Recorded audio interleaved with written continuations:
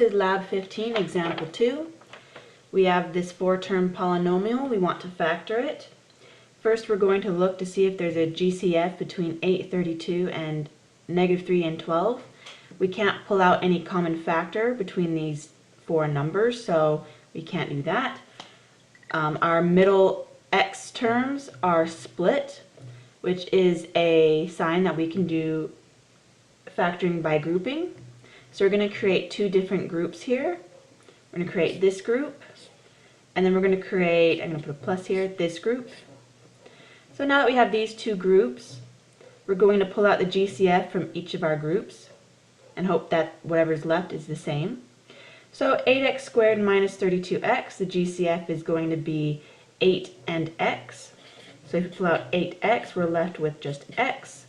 And then pulling out 8x out of negative 32x gives us negative 4. So on to the next group. The GCF of negative 3x plus 12 is going to be 3. We can pull out a 3. So pulling out a 3, we're left with negative x and positive 4. Now we hit a snag. We notice that 8x minus 4 is not the same as negative x plus 4, but they're nearly the same. So what we can do to make these two things the same is to pull out a negative from this one. If you pull out a negative from this one, they'll be the same. So I'm going to do that. So we have 8x times x minus 4. And I'm going to pull out a negative 1. So that will make this 3 negative, negative 3. Pulling out a negative 1 will make this positive. Pulling out a negative 1 from a positive 4 will make that 4 negative.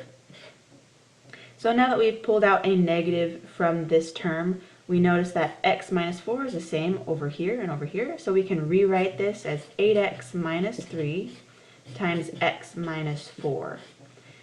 And this is how we've factored this 4-term polynomial.